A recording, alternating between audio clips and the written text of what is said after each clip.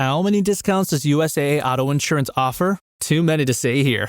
Multi-vehicle discount, safe driver discount, new vehicle discount, storage discount, legacy. How many discounts will you stack up? Visit USAA.com/auto discounts. Restrictions apply.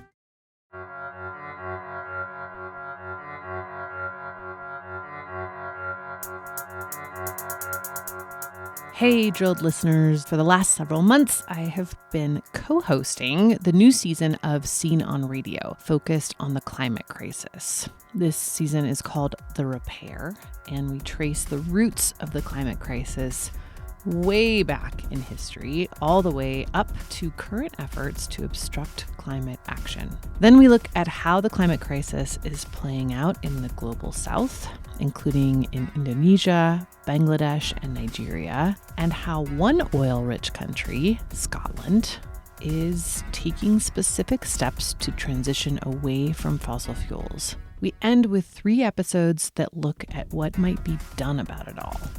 Today, I want to bring you the first of those episodes, both as a window into the Scene on Radio season and as something of a preview for a new show that will be launching next year. That show is called Damages, and it will follow the 200 or so climate cases currently playing out in courts all over the world.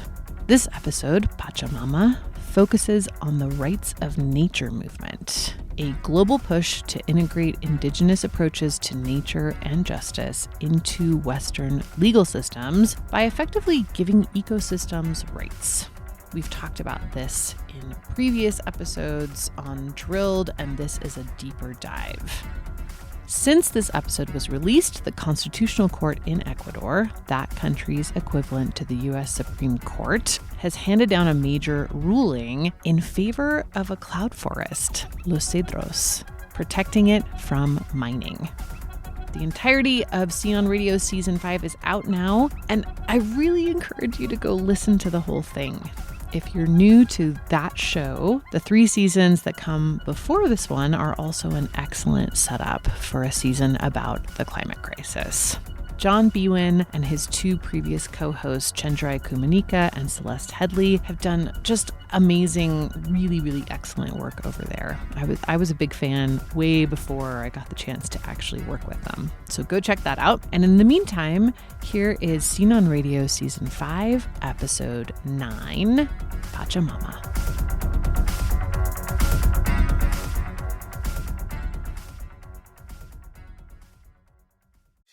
Hey, it's Paris. You know I love sparkly things, right? Like stars. Duh. And thanks to Hilton and AutoCamp, I just slept under them.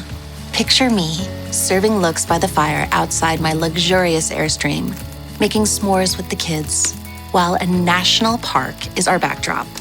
The great outdoors meets Hilton hospitality. That's hot. Explore all the new ways to stay at Hilton.com.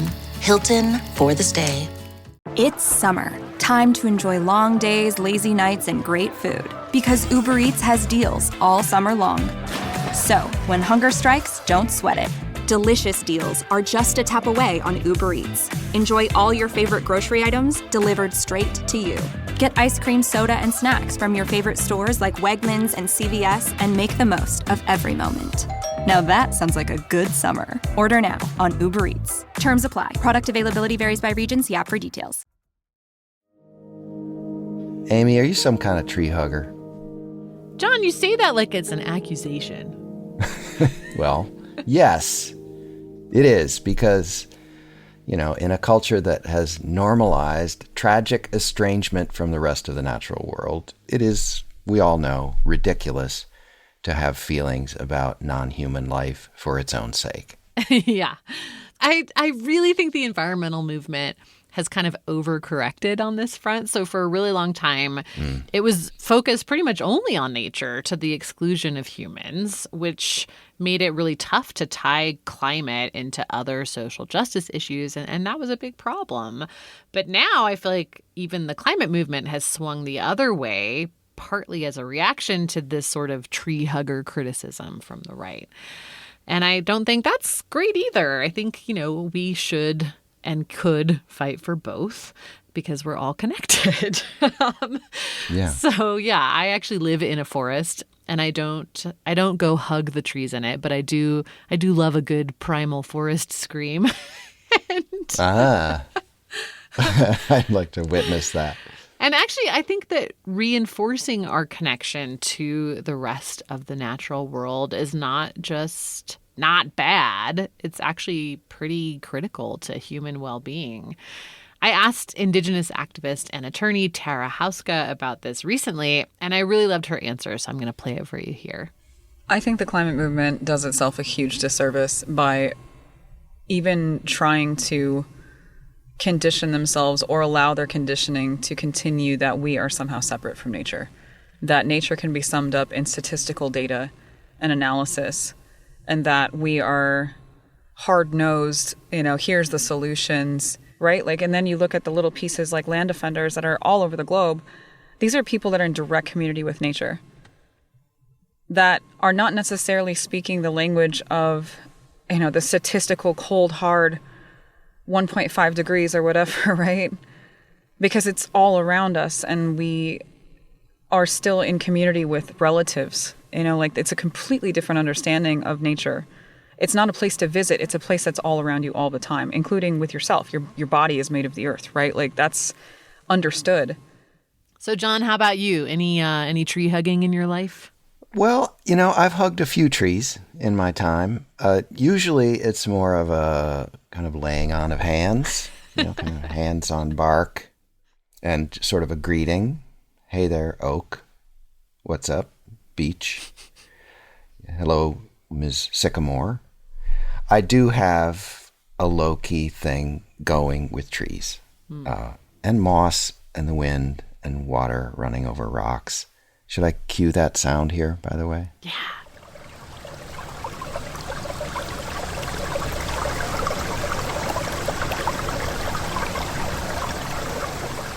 These feelings have gotten more intense during the pandemic. Those walks in the woods have been a lifesaver, And who knows, ecological grief and dread may play a part, too, in my feelings about being in the woods these days. There are certainly people more outdoorsy than me, and my credentials as an environmental activist are limited at best. Though as long as I've been a voter, green policies have figured in how I vote, not that the two-party system in the U.S. typically gives us extremely green options. Right. It's usually a choice between the party that wants to enforce some modest environmental protections while pretty much letting industry do whatever they want in the environment versus the other one that wants to completely turn loose the drillers, polluters, miners, foresters, and other exploiters of natural resources. But we need to get past the idea that only people who identify as full-fledged environmentalists care about the health of the planet and natural systems, especially when it comes to the climate emergency. This came up in a stark way here in the fall of 2021 when Joe Manchin, the U.S. Senator and coal baron, killed the strongest climate provision in the Democrats' Build Back Better bill, which we talked about in our bonus episode. Politico, in its D.C. newsletter, highlighted this development with the headline, "Winner, Manchin, Loser, Environmentalists." It was so annoying, and it had people screaming, rightly so. When we make our planet unlivable thanks to people like Joe Manchin, it's not just environmentalists that lose, it's everybody. Yeah. That mentality that only this special interest group, the tree huggers or the green people, has a stake in saving the planet, it's so damaging and really shows an ongoing failure to understand what's really at stake here. Mm-hmm. The NASA climate scientist Peter Kalmus likes to say we need 1 billion climate activists, or billions. Getting back to the cultural point and that estrangement from our non-human relatives, we started this season by looking at the evolution of Judeo-Christian thinking on nature. We were trying to understand the roots of Europe's and ultimately America's role in driving us to the edge of ecosystem collapse. But we also heard from David Pacusa on Hopi Nation and the scholar Enrique Salmon about indigenous approaches, how the many peoples who were on this continent long before the colonizers arrived, how they view nature and humanity's place in it. In this episode, we're going to try to bring those two seemingly incompatible conceptions together in a way. Yeah, in a way, there's this legal concept called rights of nature, and it's made its way into some countries' constitutions and legal systems. In the U.S., it's part of some tribal treaties, and a growing number of people are trying to bring it into the rest of the legal system, too. I've been kind of low-key obsessed with rights of nature for a while, and I've come to think of it as basically a way to integrate Indigenous views of nature and justice into a Western legal system. Which sounds hard. Yeah. But a worthy thing to attempt. When you say rights of nature, Amy, what does that mean exactly? Ecosystems have rights? In a nutshell, yeah. And, the first time I heard about this, I have to admit that I had kind of the same reaction that some conservative commentators have had. Like, okay, so the trees have rights? Sounds a little too hippy-dippy and woo-woo to actually work in a courtroom. Amy, I'm surprised to hear you say that. I know. I mean, it does sound radical at first blush, but certainly no more so than, giving a corporation all the rights of an individual. Yeah, exactly. That's a perfect comparison because we do give corporations almost more rights than individuals at this point. But still, it really is kind of difficult to integrate these ideas with the Western judicial system. I mean, you're talking about meshing two very different approaches to nature and justice in one body of laws. So all those philosophical and religious ideas that we talked about early on in this season would end up underpinning laws. And in the U.S., that means pretty rigid ideas about nature as property. Mm-hmm. How do you reconcile that with the idea of nature as a living entity with rights? And even in other countries like Ecuador or New Zealand, which we're going to be talking about here, you're dealing with either a Roman legal system or British common law, both from colonizer cultures with a whole lot of domination and ownership baked into their ideas about nature, and therefore their laws around natural resources. That's exactly right. Yeah. So that's the big challenge that some folks have taken on with varying degrees of success. It's one approach to repairing humanity's relationship with nature and how that relationship is governed.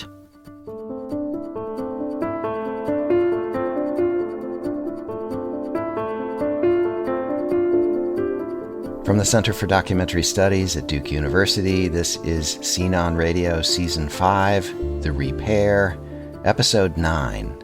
I'm John Biewen. I'm Amy Westervelt. This time we start turning our attention more directly to the transformations that we might make to save ourselves from ecological collapse. Changes in policy, culture, and in this case, in the law. Amy, take it away, and we'll talk some more later. Ñukanchik tukuy joven kuna yachanakanchik Himalaya kay Pachamama kay Pachamama ta. We must take care of our planet Earth to stop polluting it. With each passing day, we must continue teaching this to our children and our youth for a better future. Because nowadays, virtually nobody cares for nature. Trash is thrown everywhere, rivers are contaminated. That's how it is. That's Anita speaking in Ecuador. She's an 18-year-old Quechua from the highland region of Riobamba. Like so many others, she has migrated from the countryside to Quito, Ecuador's capital city, in search of a better life. She works in a beloved neighborhood hole-in-the-wall that sells fresh fruits and veggies, snacks, and home cleaning supplies. Anita holds dear the mothership that sustains us all, Pachamama, nature, Mother Earth. In 2008, Ecuador became the first country in the world to write rights of nature into its constitution. Rafael Correa was president, and he had won election largely on a wave of support from indigenous communities, thanks in part to his pledge to enshrine their sovereignty into the constitution. The derechos de la naturaleza were part of that.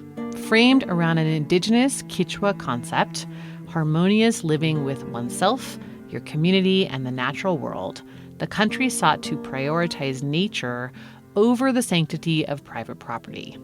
The constitutional amendment says nature, or Pachamama, where life is reproduced and exists, has the right to exist, persist, maintain, and regenerate its vital cycles, structure, functions, and its processes in evolution. Personalmente, yo vengo de una realidad en donde se asumía que la naturaleza era un objeto que estaba subordinada.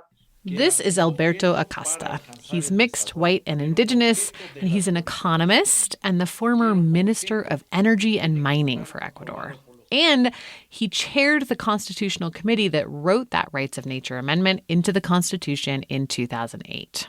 He's talking here about what shifted his thinking about nature, from believing that it was a subordinate object, a resource to be used for development or the economy, that it was an object that must be controlled by human beings. Then, Pero han pasado los años y por muchas razones he aceptado que esa visión, que ese posicionamiento mío, que todavía es dominante en el mundo, está totalmente equivocada. he does this thing that we all wish wasn't so rare. He evolves. Time passes, he takes in new information, and revises his view. He says he comes to realize that his view of the world, a view that is still the dominant view in much of the world, was completely wrong. And he goes on to help write a totally different view of things into Ecuador's constitution. Of course, the constitutional amendment didn't immediately change the court system. When new laws or policies are passed, they need to be tested, generally with lawsuits. Ecuador's new Rights of Nature Amendment was tested by all sorts of claims, big and small. First, there was this road that was being widened in the south. It was dumping all kinds of dirt and rocks into the Rio Vilcabamba.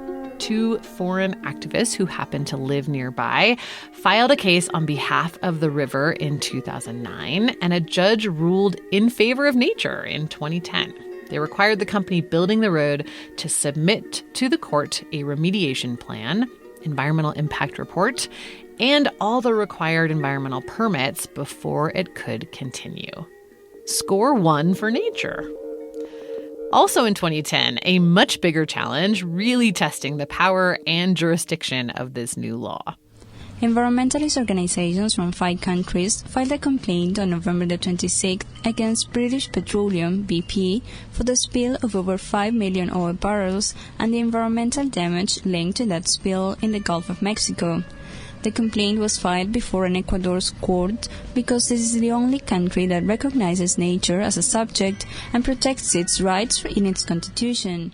The activist Vandana Shiva, with a handful of other activists, filed suit against BP in Ecuador over the Deepwater Horizon spill and its impact on Pachamama. So a spill that had happened in another country in the Gulf of Mexico off the coast of the United States. But that case was brought in Ecuador. After all, if your mandate is to protect the rights of Mother Earth, well, that justice knows no borders. The court eventually threw out that case for lack of jurisdiction. Various other cases have tested the limits and protections of Ecuador's Rights of Nature Amendment. It has not quite been the silver bullet that some may have hoped. Oil drilling, mining, and other extractive industries are still going strong in Ecuador. Here's a spoof ad that one environmental group put out in 2020 to protest the number of mining permits given out in the country's forests. Are you looking for a country with naively low mining regulations, zero red tape, and irresponsibly low taxes? Look no further. Introducing a fabulous once-in-a-lifetime opportunity to open your very own mine in the most biodiverse country on the planet. And there is literally nowhere you can't mine. In habitat lands, not a problem. Our complementary army is at your service day and night. 40,000 troops on hand to deal with any combat situation. Wildlife, forget about it. Today, Ecuador's Constitutional Court, that's their equivalent to the Supreme Court in the U.S., is deliberating a rights of nature case on exactly this. If it rules in favor of the cloud forest of Los Cedros, that could set a new precedent, providing legal protection for the country's 6 million acres of protected forests. That term, cloud forest, describes a type of rainforest that grows at high altitudes. The tree canopy is really dense, and they're almost always shrouded in mist. That's where they get their cool name. En este bosque tan biodiverso hay mucho que aprender. Siento que es aún muy poco lo que hemos investigado, lo que hemos aprendido. In this very biodiverse place, there's so much to learn. I believe that what we've learned to date has been so little. There's a huge diversity out there, and that should be investigated in this wonderful forest called Los Cedros. Nature guide Martín Obando has lived and worked in the Los Cedros Natural Reserve since 1994. His home there is roughly 40 miles north of Quito in a forest that sprawls over more than 17,000 acres. Founded in 1988 with land purchased by foreign investors, including the Australian Rainforest Information Centre, this lush green land is at the center of the most high-profile rights of nature case in the world right now. En la actualidad tenemos una amenaza muy fuerte por parte de las mineras transnacionales. We face a very strong threat posed by transnational mining companies. They have obtained licenses to explore this protected area. Those companies are the defendants in this case before Ecuador's highest court. They include a Canadian mining firm that secured a gold exploration permit in Los Cedros in conjunction with Ecuador's state-owned mining company, and 2 subsidiaries of Australia's Sol Gold Corporation.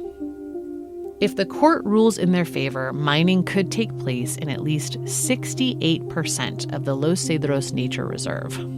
The case has received international attention, with scientists all over the world agreeing that this place needs to be protected. Even Jane Goodall has expressed support. But that attention is another challenging aspect of enforcing rights of nature in Ecuador. You might have noticed that both the cases I've mentioned before were filed by non-Ecuadorians. The Los Cedros case is also spearheaded by outsiders. An Australian nonprofit runs the reserve, and lots of the lawyers and activists involved in the case are not Ecuadorian. The coalition working to protect Los Cedros has reached out to local Indigenous groups, and many support the effort. But they and non-Indigenous Ecuadorians are not leading this fight. This trend has become another test for rights of nature in Ecuador.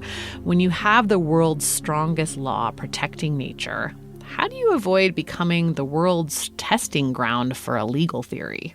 Tuviste en el caso en audiencia de Los Cedros. Economist Alberto Acosta isn't too concerned about that. During the Los Cedros case, he says scientists from all over the world testified to defend the spider monkeys, the plants, the water.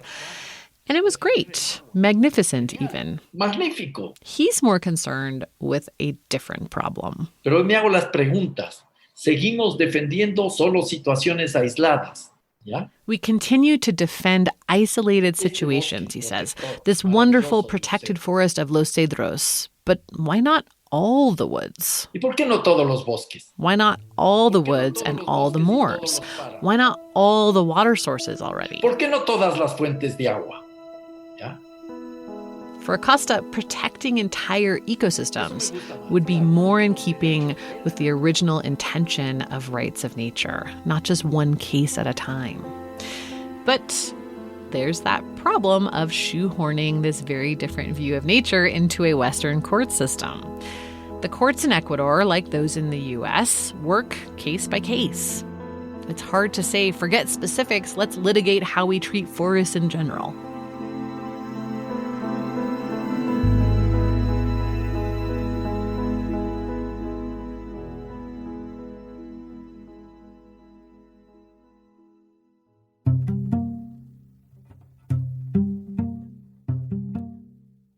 This episode is supported by Degrees, real talk about planet-saving careers, an original podcast from the Environmental Defense Fund. People ask me all the time what they can do about climate change, and I feel a little bit like a climate change guidance counselor sometimes. The short answer is, what are you good at? What are you interested in? Where can you plug in?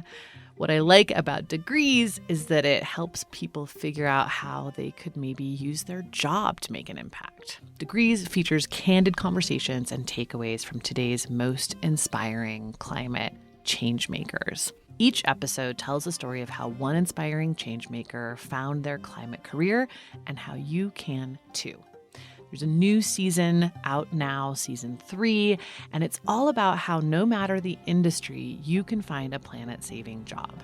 I got a sneak preview of season 3 of Degrees, and I loved it, especially the episode about Lake Street Drive, which is a green band, which is actually a lot harder to pull off than you might think, just in terms of all of the disposable things that come along with touring and concerts and music venues, trying to convince venues to reduce their waste, all of that stuff. Travel, how do you figure that out? It was really good. And there's lots more where that came from too. These narrative stories will capture your attention and inspire you while giving you practical tips on how to get a climate-focused career. Search for Degrees, real talk about planet-saving careers, anywhere you listen to podcasts. We'll include a link in the show notes too. Big thanks to Degrees for their support.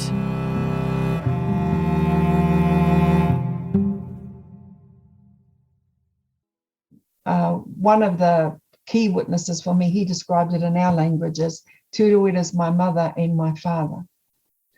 It's where I grew up. It's where I go to pray. It's where I go to partake of food that nourishes me and my future generations.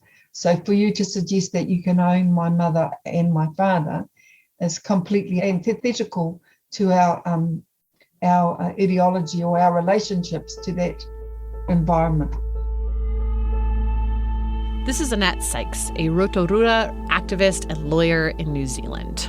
She advocates for the rights of Maori tribes to govern themselves. She's talking here about Te Urewera, an absolutely stunning ancient forest and river and mountain region that once comprised a national park in New Zealand, but is also the homeland of the Indigenous tribe there.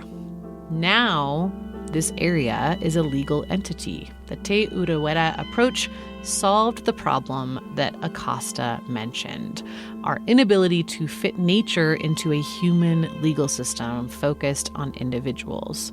Instead, in New Zealand, they created a separate set of legal rights and processes for an ecosystem. Te Urewera also illustrates how rights of nature dovetails with the Indigenous land back movement, a climate solution many activists are also beginning to call for. Of course, what happened in Te Urewera wasn't perfect either. The case wasn't an easy case. It went on for 15 years. Colonization never goes away. So we were deeply colonized. So even in the modern settlement process of treaty claims, I'd love to say that once we did the case, colonization got put on the plane back to United Kingdom. It didn't. After a long fight that started in the late 1990s, the Tūhue Iwi, a Maori tribe from the northeast region of what's now called New Zealand, and the New Zealand government granted legal personhood to the Tūhue homeland Te Urewera. That happened in 2014. They created a board responsible for making decisions in the best interest of Te Urewera. Tūhue, as children of Te Urewera, give expression to her through the board. But representatives of the Crown, the New Zealand government, are also on that board. Indigenous elders have been protesting their presence. You see very evident efforts by the Crown to maintain levers of power. And one of the levers of power, of course, is a board where the Crown appoints people to sit with other people and has the final say of who should be the whole board. And naturally, people who live with the space feel that they have a closer connection and obligation that should be recognised in the decision-making authority that eventually emerges from it. So they are opposing the top-down approach and calling for much more accountability to the board. That's one problem. They see the accumulation of wealth as antithetical again to what they want for the conservation and ecological survival of their way of life. A lot of people who watch this stuff internationally saw what happened with Te Urewera as a major breakthrough for environmental law. But Sykes says the Maori elders see it as just a stepping stone to broader transformation. Even the idea that humans have the power to give or deny nature rights is pretty off-putting to them. She would never exploit me, and I should never exploit her. She feeds me, she nurtures me, her essence is me. I'm born from her waters, and I go back to her. So how could I see her as a corporation? Sorry. That's why I struggle that she's even being identified as a equivalent in human terms. You know, it's the legal personality part. The other issue with placing nature into the colonizers' court system, the time scale. Western legal systems in general don't understand or make room for the sort of generational thinking that's really required to protect nature.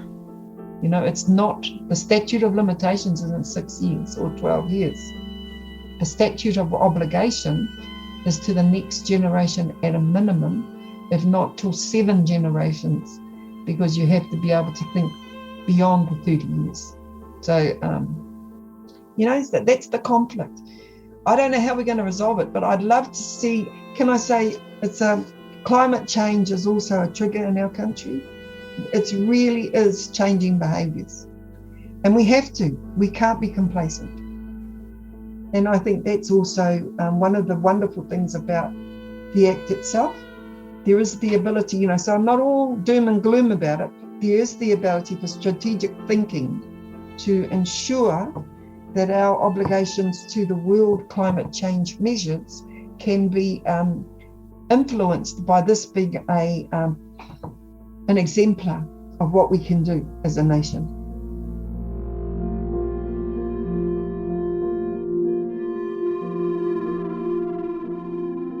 In the US and in many Western countries, rights of nature approaches like those in New Zealand and Ecuador, of course, but right up against an issue we talked about in one of our early episodes, property law. In 2019, voters in Toledo, Ohio passed the Lake Erie Bill of Rights, LEBOR. It was designed to protect that Great Lake from pollution, and the citizens of Toledo approved it via ballot initiative during a special election.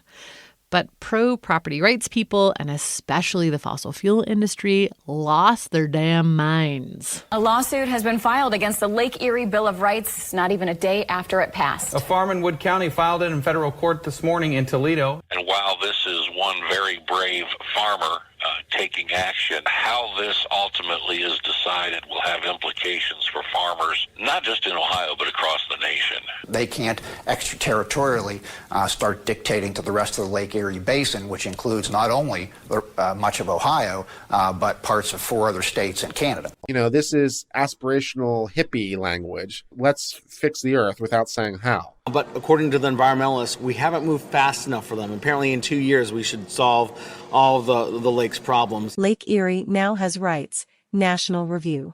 The radicals who are leading this agenda wish to thwart capitalism and human thriving. Found out that BP was basically the sole funder of the campaign against.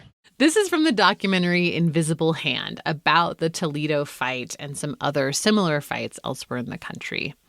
A year after citizens passed the initiative, a federal judge in Ohio ruled that it violated the Constitution. And just recently, you know, the city is negotiating whether or not to pay out $200,000 in attorney costs. Josh Probanik co-directed the documentary. And basically for this, you know, bill that they passed that they had to argue in front of the court. Mm-hmm. And the prosecution's asking for payment of $200,000. So they're negotiating. It wasn't just that this rights of nature bill had passed in the United States that really set off the industry. It was that it was in Toledo, Ohio, not Brooklyn, New York, not San Francisco, California, in the Rust Belt. The film Invisible Hand also follows another American community's fight for rights of nature. Again, not in a coastal elite city, but in Grant Township, a tiny, tiny town in Pennsylvania. But in the case of Grant Township, residents used an approach that can potentially work with America's weird approach to property rights. It's called home rule. In a nutshell, it gives the people who live in any town the right to wrestle control over permitting decisions back from the state. And that's a big deal if you live in Pennsylvania and you're worried that your lawmakers are in the pocket of an industry that wants to dump its radioactive waste in your backyard. I asked Colin Jeromack, the NYU environmental sociologist we heard from earlier this season, about this because the case also surfaced in the research for his book about fracking in Pennsylvania, Up to Heaven and Down to Hell. Pennsylvania, Colorado, and Texas are home rule states, which means that municipalities can create their own constitution and can create their own laws. And there are some municipalities that have exerted home rule and are going to court and they're winning. But home rule is something you have to opt into.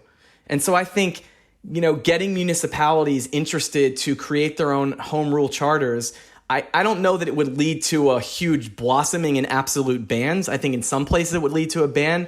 What Jeromack is referring to there is a sort of movement in towns and counties across the U.S. to ban fracking or to ban gas in new buildings. Obviously, this is not something that the fossil fuel industry likes, but also it's something that conservatives have fought against, really just because it seems like government intervening and telling them what to do. But what I've been really struck by is even a lot of very conservative communities, all of them want greater regulations than what the state is giving them. And so I do think that that could be an important part. It wouldn't solve the whole problem, but it would solve immediate visceral problems to people. Like for instance, not allowing fracking in residential areas or near residential areas. That would be great for a lot of people that deal, frontline communities, fence line communities that deal with those consequences. And I think it's a way that could get rural conservative folks on board with environmental regulation, people who tend to be pretty skeptical or cynical of federal, let alone state regulations. It's still a pretty far cry from rights of nature, particularly including rights of nature in the U.S. Constitution, but it might be a step in that direction. And filmmaker Josh Probanik points out that towns can opt to include rights of nature in their home rule charters. That's this local constitution that they draft when they decide to embrace home rule. Grant Township in Pennsylvania did just that. The town was fighting the state's decision to allow fracking companies to dump radioactive waste underground there. They're still fighting for home rule to stick. In late 2021, that case continues.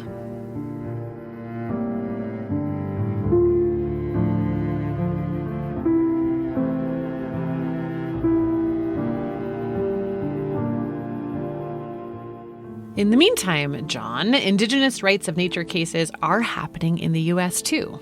In Minnesota, the White Earth Band of Ojibwe are fighting to protect the rights of wild rice, monomen, against the damage the Line 3 pipeline may cause. Yes, Line 3 is that pipeline that a company called Enbridge Energy is building across northern Minnesota, replacing an old line that carried tar sands oil, about as dirty a kind of oil as there is, from Canada to Lake Superior.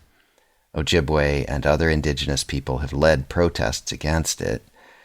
People have filed several lawsuits to stop it, including this one that you mentioned, Amy, on behalf of wild rice. That's right. In 2018, White Earth and the 1855 Treaty Authority, an organization that upholds treaty rights for Ojibwe bands, enacted legal personhood for wild rice. It declared that within White Earth and other ceded Ojibwe territories, monomen has inherent rights to exist, flourish, regenerate, and evolve, as well as inherent rights to restoration, recovery, and preservation. In August 2021, White Earth invoked the rights of monomen in a lawsuit against the Minnesota Department of Natural Resources, the DNR, filed in tribal court. The Ojibwe want to stop construction of Enbridge Energy's Line 3 pipeline. The DNR claims the tribal court has no jurisdiction over the project. Construction of the pipeline has since been completed, but the case is still alive, so Manoomin still might get its day in court. That's right. And if the tribal court rules against the DNR, and if that ruling actually holds, that could be a huge deal in other pipeline fights, many of which are happening on indigenous lands and would impact water and land and lots of other ecosystems in the same way that this one does.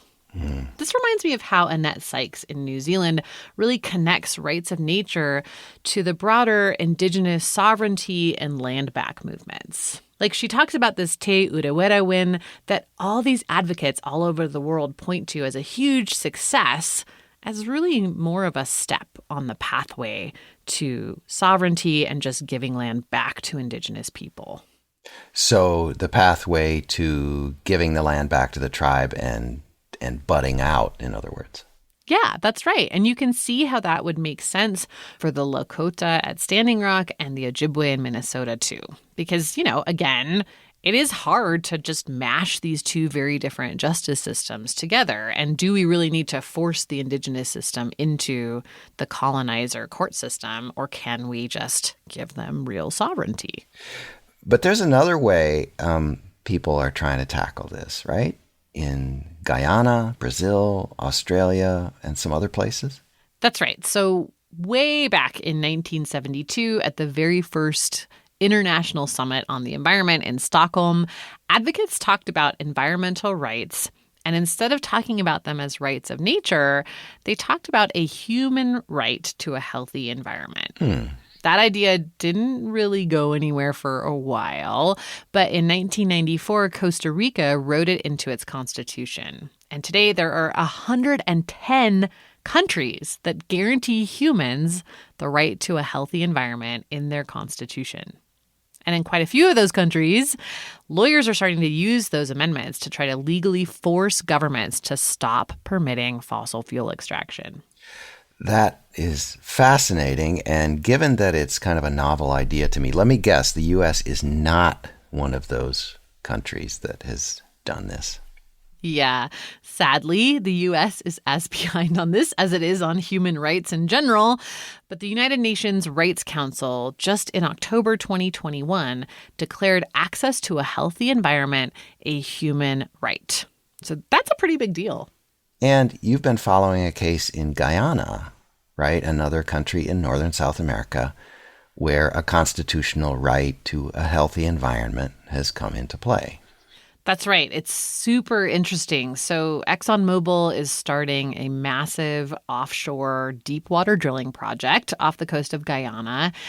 And this lawyer, Melinda Janke, who's Guyanese, she's filed a suit against the Guyanese government, claiming basically that if it lets this project go forward, it'll violate her client's rights to a healthy environment. The plaintiffs are a professor and a young climate activist. And initially, Exxon tried to say that this lawyer was misinterpreting the amendment, but that didn't fly because she happens to have written that amendment. Oh my God. Yeah. Wow, that's amazing. So, litigation, it's one possible tool that people can use and are trying to use to repair some of the damage and to change how we live in nature and with nature going forward. Thanks so much, Amy Westervelt. Next time, credits, yada yada. Next time, the first of 2 concluding episodes where we go straight at the question at the heart of our series: what to do, how to stop the wreckage and begin the repair, starting with the actions, the policies we need to push for now to save the planet and our collective future. Our script editor for Season 5 is Cheryl Duvall. In Ecuador, interviews and translations by Polyglot Barbershop, audio engineering assistance by Jonathan Pinto, and voiceovers by Cassandra Cola and Miles Bullock. Street music by Gustavo Fajardo. Additional reporting in New Zealand from Lyndall Rolland. Other music in this episode by Lily Hayden, Kim Carroll, Chris Westlake, Leslie Barber, Cora Mirren, and Fabian Almazan. Music consulting by Joe Augustine of Narrative Music. We post transcripts on our website, seenonradio.org. The show is distributed by our friends at PRX and comes to you from the Center for Documentary Studies at Duke University.